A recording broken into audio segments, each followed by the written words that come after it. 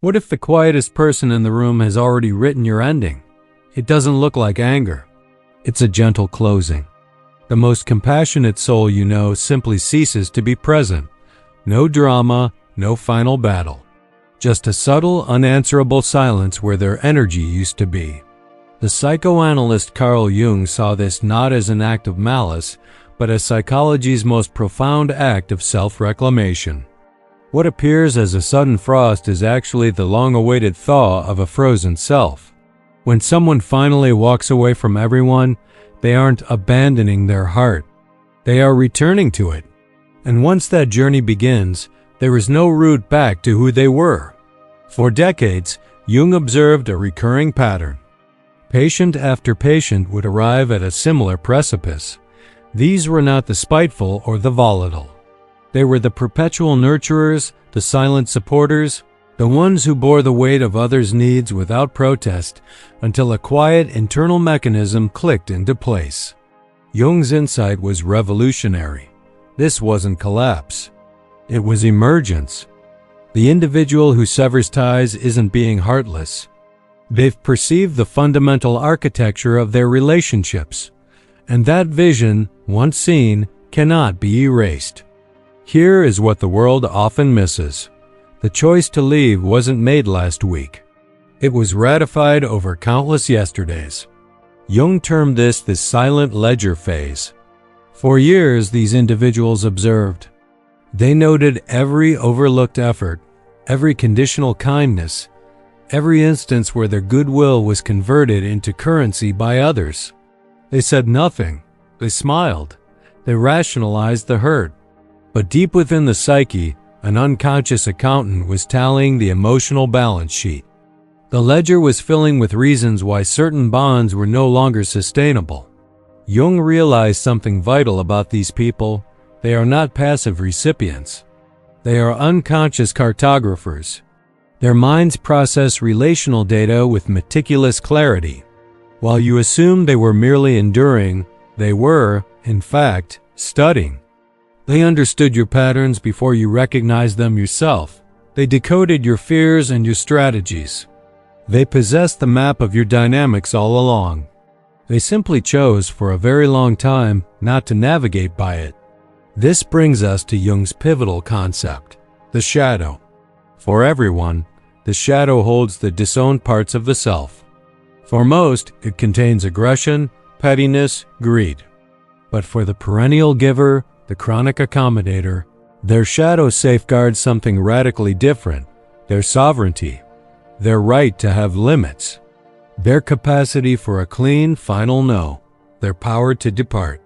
And when that shadow finally integrates, it's as if a dormant self has been unveiled. Jung called this phenomenon the psychic door close. It is not a slow fade. It is instantaneous. One moment, a person has access to your spirit, your attention, your care. The next moment, that access is permanently revoked. You are muted. You are a memory. And the most unsettling part? The person who closed the door feels a profound emptiness, but not of sadness. Of neutrality. The unconscious calculus is complete. The cost of your presence has been definitively weighed against the depletion of their soul. Once that equation is solved, there is no discussion. There is only quiet. Jung proposed that relationships are exchanges of psychic energy. Every connection has a metabolic cost. Some individuals are energy sources. Others are energy drains. The person who withdraws has finally acknowledged they have been in a state of profound deficit for years. They poured and poured and poured. What was returned? Often, exploitation, disregard, or hollow validation. The unconscious mind examined this persistent imbalance and issued a final, non-negotiable decree. This stops here. But Jung's deeper revelation changes everything. This process isn't merely about severance. It's about individuation, the journey to become one's complete, authentic self. And you cannot forge your true identity while perpetually powering the lives of those who dawn to honor your essence. Individuation demands a withdrawal from the collective's demands. It requires stopping the performance of a false self to keep others comfortable. Sometimes that necessitates leaving everyone behind: family, friends, partners, anyone who cannot welcome the real you. Once the truth of a dynamic is perceived, perception cannot be reversed. It's like understanding the trick behind an illusion. The magic is gone forever. The person who left has seen behind your social performance. They've witnessed the core you, the user, the taker, the individual who mistakes generosity for entitlement. And once that core is visible, the charming mask you once wore becomes irrelevant, because they know it was always a costume. What occurs next is the most powerful transformation. The person who walked away doesn't crumble. They don't drown in remorse. They encounter something unexpected, an immense, startling liberation. Because they are no longer hauling your emotional cargo. They are no longer curating your inner state. They are no longer trading their peace for your convenience. They are, finally, free to inhabit their own being. And that sensation is so potent, so clarifying, so utterly life-altering that they question why they delayed for so long. This is why they do not return. Conventional wisdom assumes that with enough time, nostalgia will win, forgiveness will bloom. But Jung understood this wasn't about a grudge. It was about metamorphosis. The individual who departed has evolved beyond the version of themselves that accepted your behavior. They have integrated their shadow. They have claimed their authority. They have achieved a psychological wholeness. And that whole person has no place for connections that demand they become fragmented again. But to truly grasp the interior world of someone making this choice, we must venture deeper. We must inhabit their sensory and emotional reality. Because Jung provided the blueprint, but the lived experience is an inner universe few ever witness. And that is where we are going now. Some individuals disappear without a sound. One day they are there sharing laughter, making plans, offering pieces of their story. Then, stillness. No argument, no ultimatum, just a door shutting softly in the space between you. If you have ever stood on either side of that door, you already sense the depth of what follows. There is a concealed reality within that silence, and it is more intricate than many imagine. Picture a gathering. Music plays. Glasses clink. Joy seems general. But while most are immersed in the moment, one person perceives the room differently. They detect the friend whose gaze falters a second too long. They register the slight strain in a voice saying, "I'm okay." They sense the atmospheric shift when specific people enter. For them, every exchange is multi-layered. Every interaction carries subtext. Every minor gesture holds a significance others simply miss. This is the experience of operating with heightened awareness. And while it may resemble a gift, it demands a toll. Because when you perceive everything, you cannot unperceive it. When you sense the undercurrents, you cannot ignore them. And when you document every fracture in a bond, every misalignment between word and deed, every absence of loyalty when it was needed, those observations accumulate. Psychologists have a term for this mode of being: high attunement. It describes individuals who spend significant internal resources analyzing their own and others' emotional landscapes.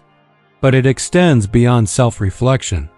These people apply that same scrutiny to the environment around them. They are perpetually interpreting, seeking meaning in spaces others overlook. And while this capacity allows for profound intimacy with compatible souls, it also renders shallow engagements almost agonizing. Now consider what unfolds inside a mind that processes at this intensity. Imagine your consciousness as a machine that never powers down. Most people can conclude an interaction and move forward. For the person we are describing, every conversation remains active. Every memory replays. Every unresolved tension occupies psychic space. This isn't optional. It's their neurological wiring. And while it grants extraordinary empathy, it also means they carry the gravitational pull of every encounter. the offhand remark that felt dismissive, the commitment that was softly abandoned, the choice of practicality over principle. These moments don't dissolve for them. They persist. They resonate. Over time, they form a detailed atlas of every relationship with all its safe harbors and its hidden fault lines clearly charted. So what transpires when a person with this mind reaches their terminus? This is where the narrative becomes compelling, because cutting ties is rarely a spontaneous act. It is the final sentence of a story written over months or years. The other person may be stunned by the quiet. They may search for a single cause. They may feel the decision emerged from nowhere. But for the one who steps away, that moment has been in gestation for an eternity. It begins with a minor letdown. Perhaps a companion repeatedly postpones. It's understandable life is busy. But the person who notices everything also notices this is part of a sequence. They notice the justifications becoming familiar. They notice their own needs are consistently met with absence. And while they may dismiss it initially, it is archived. The internal inquiry starts. Is this a trend or a coincidence? Am I expecting too much, or is there a genuine deficit here? They offer the benefit of the doubt, often excessively. They excuse behavior that perhaps shouldn't be excused. They tell themselves all connections have rhythms, that patience is a strength. And for a while, this sustains the connection. They preserve harmony. They suppress their unease and continue. Then another incident occurs. Maybe it's sharing a vulnerability and receiving a superficial response, or expecting solidarity and encountering apathy. Again, many would move on. But for a deep processor, these events don't merely pass. They gather, like sediment settling at the bottom of a glass, and eventually, the weight becomes intolerable. There is an instant, if you've known it, you recognize it, where everything crystallizes. All the slight disappointments, the accumulated evidence that something is fundamentally misaligned, it all coalesces into a picture you didn't want to acknowledge but now cannot avoid. And in that lucidity, the relentless internal deliberation ceases. The overanalysis stops. What replaces it is a peculiar stillness, a deep certainty. This is no longer viable. It is time to release. Here's an element most overlook. The choice to disconnect is seldom about one event. It's about the trajectory. It's about surveying the entire history and realizing the relationship consumes more than it nourishes. It's about recognizing that the vitality spent attempting to repair could be invested in creating something new. And for someone who values substance over form, who desires genuine communion over obligatory exchange, accepting anything less becomes a betrayal of their own nature. Now we must confront the inevitable question: is this healthy? Is it just to exit someone's narrative without explanation? The answers are nuanced and perspective dependent. From the outside, it can seem callous. It can appear as conflict avoidance, and in some instances, that may be accurate. But there is another dimension often neglected. For intensely feeling people, confrontation isn't always cathartic. Often, it is utterly depleting in ways others may not comprehend. Imagine articulating your pain to someone only to have it labeled as hypersensitivity. Imagine repeating the same discussion, witnessing the cycle continue, and realizing language cannot alter the foundation. At a certain point, the most vital act is not to engage further, but to fully disengage. And here is a truth rarely voiced. Sometimes the other person genuinely cannot comprehend, not because they are malicious, but because they operate on a dissimilar wavelength. They hear the explanation, but the emotional frequency doesn't resonate. They see the distress, but cannot fathom its weight. And no amount of dialogue can construct a bridge across that chasm. It is like describing melody to someone who has never heard sound. The shared vocabulary doesn't exist. Continuing the attempt only yields exhaustion for both. Let's delve further into the core driver. Ultimately, Creating distance is about establishing boundaries. And for someone who has spent a lifetime absorbing the moods of others, reading subtle shifts, and giving more than they receive, boundaries become existential. They are not barriers erected from bitterness. They are borders drawn from self-regard. They signify a refusal to accept less than what a meaningful bond should provide. Visualize it as a home. Most people have doors that open and shut with ease. They welcome guests, they see them out, it flows. But for someone who feels intensely, those doors can remain perpetually ajar. People enter without invitation. Energy leaks continuously. Without a conscious, forceful act to secure those openings, the structure eventually becomes uninhabitable. Creating distance is, at times, simply the act of finally shutting a door that should have been closed long ago. Yet, here lies the complexity. The very sensitivity that grants perception also fuels self-doubt. They wonder if they are being severe. They anguish over causing pain. They re-examine their judgment even when the data is unequivocal. This internal conflict can persist for months before resolution. Thus, when they do walk away, it is not from a lack of caring. It is because they have cared so profoundly for so long that their reservoir is utterly dry. Ponder that. The person who cuts you off might be the one who valued you most deeply. They paid attention when others were distracted. They remembered what everyone else forgot. They clung to possibility long after logic suggested release. And when they finally departed, it wasn't because the bond was meaningless. It was because it meant everything, and they could no longer sustain the pretense that it was functional. Sometimes the deepest love is shown by finally letting go. Now let's explore what fills the aftermath, the silence, the space, the void where the relationship once lived. For the person who left, this is not triumph. There is no pleasure in losing someone who once mattered. What exists instead is a complex alloy of relief and sorrow. Relief that the constant processing has halted. Sorrow for the potential that was never realized. And nestled between them, a quiet assurance that perhaps this was the only authentic choice. This is the chapter others rarely see. Externally, creating distance looks decisive, clean, perhaps simple. Internally, it is profoundly layered. There are nights of revisiting memories, questioning alternate paths. There are flares of uncertainty. And there is a solitude that comes from knowing many will not understand, that some will judge, that the full truth behind the silence is more intricate than any summary. So why maintain the silence? Why not offer a final explanation? This is perhaps the most misinterpreted facet. The reality is that explanations are ultimately fatiguing. When you have already invested months or years attempting to communicate, striving to be seen, trying to make the other person perceive what you perceive, the prospect of one last conversation feels futile. What would it alter? The patterns are entrenched. The dynamics are fixed. And for someone who treasures depth, a perfunctory farewell feels inauthentic anyway. There is another layer too.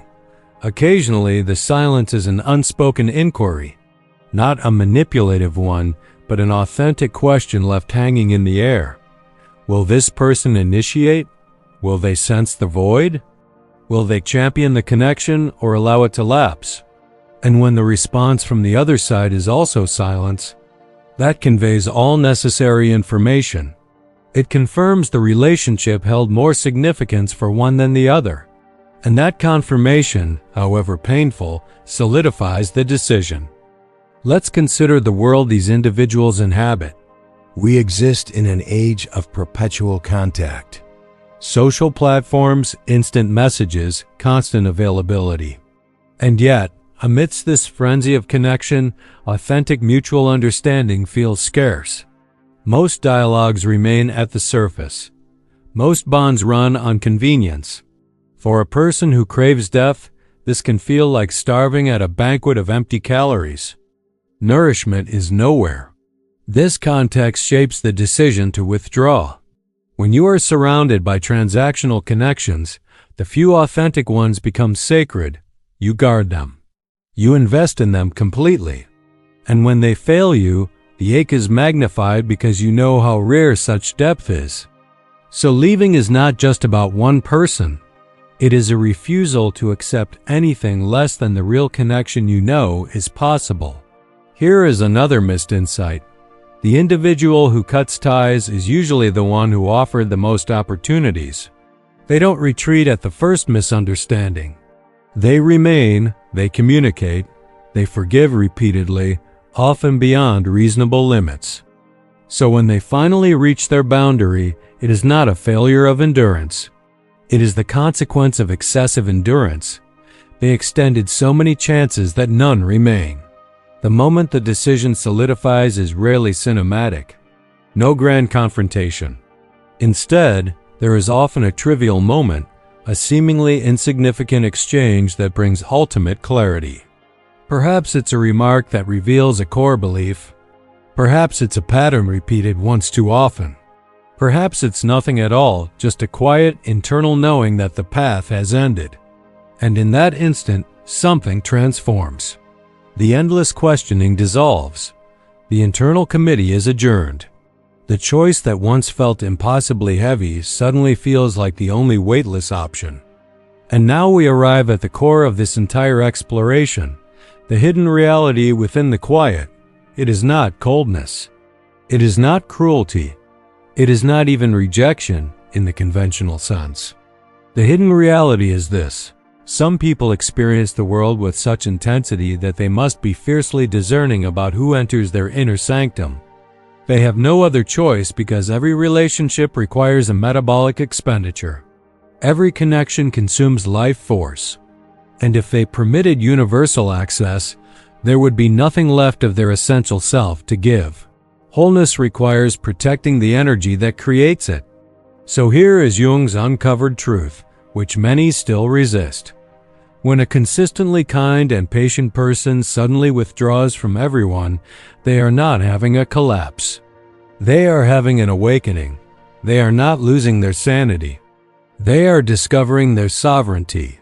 They are not becoming a lesser person. They are becoming their essential person. And that essential person has finally learned the paramount lesson: you cannot discover yourself while you are disappearing for others. You cannot construct your life while you are perpetually repairing everyone else's. You cannot become who you are destined to be while performing as the character others have written for you. If you are someone who has walked away from bonds that drained your spirit, know this: you are not damaged. You are not unfeeling. Your standards are not too high. You are simply honoring the architecture of your being.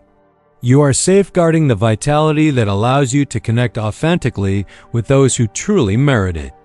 And in a world that frequently prizes breadth over depth, your choice to prioritize substance is not a flaw. It is profound insight. The moment they closed the door was the moment they chose their own wholeness. And once a person has tasted that integrity, that autonomy, that inner peace, they will never revert. Because reverting would mean shrinking again, becoming consumable again, resurrecting the version of themselves that suffered in quiet desperation, and that version is gone. They released it with intention, with necessity, with finality. What emerges from that release is someone who understands their worth, someone who guards their spirit, someone who refuses to be diminished for anyone's comfort. The people who withdraw aren't fractured. They are finally complete. They aren't losing companions. They are gaining themselves, and that is the only relationship that ever truly lasts. If this exploration resonated with you, help these ideas reach others who need to hear them. Please like this video and subscribe to Wines of Thought for more journeys into understanding the human spirit.